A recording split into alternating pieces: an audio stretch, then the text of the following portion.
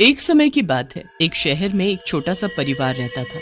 उस परिवार में मनीष, उसकी पत्नी रमा और उनकी 5 साल की बेटी कुकी रहते थे। कुकी अपने पापा की बड़ी ही लाडली बेटी थी, पर कुकी की माँ उसे जरा भी प्यार नहीं करती थी, क्योंकि उनको हमेशा से एक बेटा चाहिए था। वो हमेशा कुकी को झूठा प्यार करती और अंदर से उससे नफरत करती थी। एक दिन वो स्कूल से आते ही घूमने जाने की रट लगा बैठती है। मेरी छुट्टियां पड़ गई हैं माँ पापा, चलो न कहीं घूमने चलते हैं। अरे बेटा, थोड़ा सब्र रखो। मुझे नहीं पता, अभी के अभी आप मुझे प्रॉमिस करो बस कि हम घूमने जाएंगे ही जाएंगे। अगले दिन मनीष के बॉस मनीष को किसी काम से हिमाचल से 50 किलोमीटर दूर किसी काम से भेजते हैं। मनीष के मन में तभी घूमने का ख्याल आता है। वो घर जाकर ये खुशखबरी सबको देता है। अगले हफ्ते हम अपने पहाड़ों वाले घर में घूमने जा रहे हैं। मुझे बीच में एक दिन के लिए ऑफिस के काम से थोड़ा आगे जाना होगा, पर बाकी वक्त हम वहीं उसी घर में एंजॉय करेंगे। कुकी खुशी से उछल पड़ती है और अपने पापा के गले लग जाती है। एक हफ्ता ऐसे ही निकल जाता है। सब जाने की तैयारी करने लगते हैं। कुकी भी अपना सब जरूरी सामान बैग में भर लेती है। काफी रात हो जाती है और सब लोग हिमाचल पहुंच जाते हैं और शरीर को जमा देने वाली ठंड पड़ रही होती है। कुकी तो गाड़ी में ही सो चुकी होती है। अगले दिन जैसे ही सुबह होती है, कुकी जल्दी से बिस्तर से बाहर निकलती है और खिड़की से बर्फ देखने लगती है। बर्फ देखकर तो वो खुशी से झूम उठती है और बाहर जाने की जिद करने लगती है। हद ही हो गई है इस लड़की की तो, इसकी वजह से मैं अपने पति के साथ थोड़ा भी वक्त नहीं गुजार पाती। जब देखो फेविकोल की तरह चिपकी रहती है, पापा ये पापा वो। कुकी और मनीष बाहर जाकर बर्फ में खेलने लगते हैं और रमा वहीं खड़ी रह जाती है। रमेश को कुकी के ऊपर बहुत ही गुस्सा आ रहा होता है। उसे समझ ही नहीं आ रहा होता कि आखिर वो करे तो क्या करे। पूरा दिन खेलने के बाद कुकी थक कर सो जाती है। 2-3 दिन ऐसे ही निकल जाते हैं। फिर उसके बाद मनीष अपने काम से जाने लगता है। सुनो, मैं कल तक आ पाऊंगा, जब तक तुम कुकी का ध्यान रखना। तुम बिल्कुल फिक्र मत करो और अपना काम निपटा कर आओ। मनीष निकल जाता है और रमा खुशी से मुस्कुराने लगती है। फिर वो सबसे पहले कुकी के कमरे में जाती है और उसको चिल्ला चिल्ला कर उठाने लगती है। तुझे बड़ा शौक था ना बर्फ में घूमने का, चल तुझे मैं अभी घुमाती हूँ। अभी तो रात होने वाली है ना माँ। मैंने जो बोला समझ में नहीं आ रहा है क्या? चल अभी के अभी बाहर चल। कुकी को कुछ समझ नहीं आता और उसकी माँ उसे इतने में घसीटते हुए बाहर ठंड में ले जाती है। रमा उसे गुस्से से वहीं बाहर एक लाइट के खंभे से बांध देती है। उसके बाद वो चिल्ला ना पाए इसलिए उसके मुंह पर कपड़ा भी बांध देती है। कुकी ठंड से बुरी तरह कांपने लगती है। रमा उसे बांधकर अंदर आकर मजे में सो जाती है। पूरी रात कुकी बर्फ में खड़ी रहती है। कुछ ही देर में उसका शरीर जम जाता है और वो बेहोश हो जाती है। धीरे धीरे कुकी की सांसें रुकने लगती हैं। सुबह तक कुकी की जान निकल जाती है और वो वहीं खड़े खड़े मर जाती है।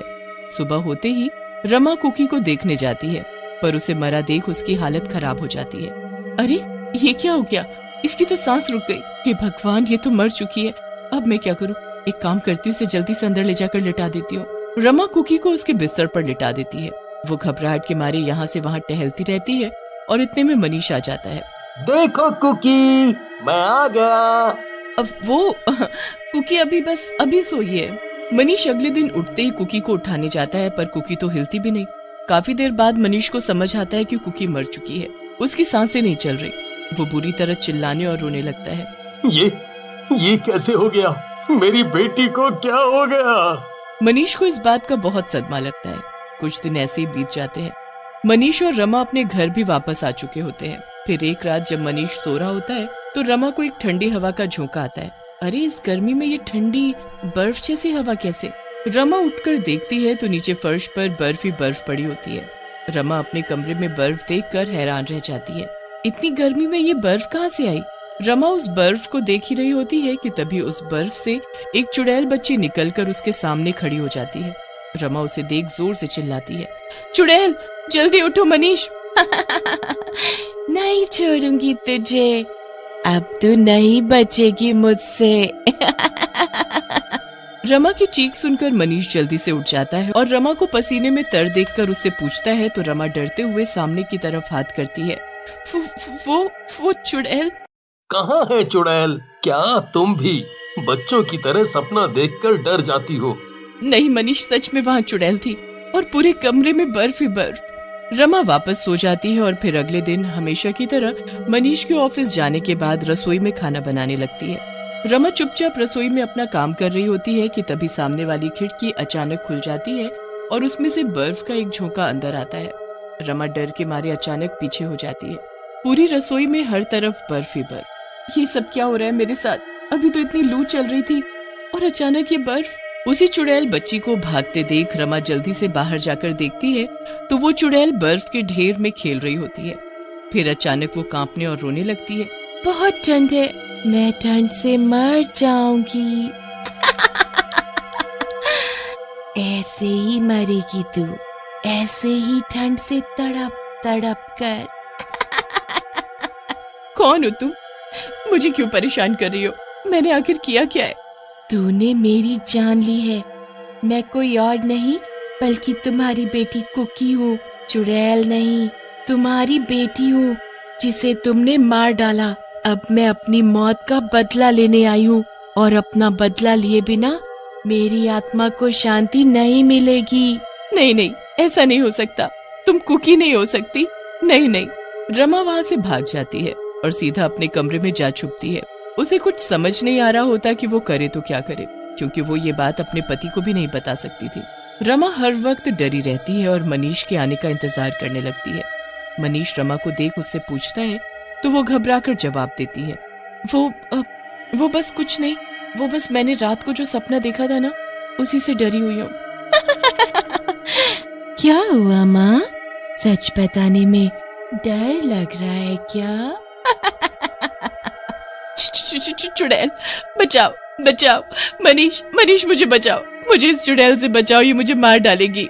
क्या हुआ रमा? आखिर तुम्हें हुआ क्या है? वो चुड़ैल वो मार डालेगी मुझे बचा लो मनीष। मनीष रमा को तसल्ली से कमरे में ले जाता है। रमा अभी भी डर से कांप रही होती है। जैसे तैसे रमा सोने की कोशिश करती है पर उसे हर वक्त ठंड लगती रहती है। इतने कंबल उड़ाने के बाद भी रमा का शरीर ठंड से जम रहा होता है और धीरे धीरे उसके शरीर पर बर्फ जमने लगती है। मनीष उसकी ये हालत देखकर बड़ा ही परेशान हो जाता है। कुछ तो गड़बड़ है रमा। इतनी गर्मी में तुम्हारे शरीर पर बर्फ जमने लगी है। बस कुछ समय और, सुबह तक तुम भी मेरी तरह तड़प तड़प कर मर जाओगी। नहीं नहीं, मैं मरना नहीं चाहती, मुझे मत मारो, मुझसे गलती हो गई, मुझे माफ कर दो। कुकी देखो कैसे मुझ पर हंस रही है, वो मुझे मार डालेगी, ये सब उसी ने किया है। पर वो तो मर चुकी है रमा, वो यहाँ कैसे, कहाँ है? वो देखो ना, वो मेरे सामने खड़ी कैसे हंस रही है। मनीष इधर उधर देखता रहता है पर उसे कोई दिखाई नहीं देता। उसे लगता है कि रमा की दिमागी हालत कुकी के मरने की वजह से खराब हो गई है, पर उसे बर्फ के जमने का कारण समझ नहीं आता। रमा भी लगातार पागलों की तरह उस चुड़ैल बच्ची को देखकर चिल्लाती रहती है। मनीष के लाख कोशिश करने पर भी वो डॉक्टर के पास जाने से मना कर देती है, क्योंकि उसे पता होता है कि ये कोई बीमारी नहीं है, ये सब तो कुकी का किया हुआ है और वही सब ठीक कर सकती है। आधी रात तक रमा की हालत बहुत ही खराब हो जाती है। मुझे बचा लो, मुझे मत मारो। कभी नहीं, तुमको मरना ही पड़ेगा और अगर तुम बचना चाहती हो तो सब अपने मुंह से सच सच मेरे पापा को बताओ कि कैसे तुमने मेरी जान ले ली। नहीं नहीं, मैंने तुम्हारी जान नहीं ली, वो तो गलती से। किसकी जान ली है तुमने? कुछ तो गड़बड़ है रमा। क्या छुपा रही हो मुझसे? सच बताओ, सच बताओ। रमा इतना डर जाती है कि वो सब सच सच बक देती है। उसकी बात सुनते ही मनीष जमीन पर सर पकड़कर बैठ जाता है और तेज तेज रोने लगता है। मनीष की इतनी बात सुनते ही कुकी उसको दिखने लगती है। कुकी को देख मनीष बहुत दुखी भी होता है और खुश भी। इसमें आपकी कोई गलती नहीं थी पापा, मुझे तो खुद नहीं पता था कि मेरी माँ मेरे साथ ऐसा करेगी। खैर, अब इनको इनके किए की सजा जरूर मिलेगी। नहीं, मुझे माफ कर दो। कुकी वहाँ से गायब हो जाती है और रमा पहले की तरह ठीक भी हो जाती है, पर मनीष उसे छोड़कर हमेशा के लिए उसी घर में रहने चला जाता है जहाँ कुकी की मौत हुई थी। और रमा जिंदगी भर अकेले उस घर में पड़ी रोती रहती है और अपने किए कर्मों की सजा भुगतती रहती है।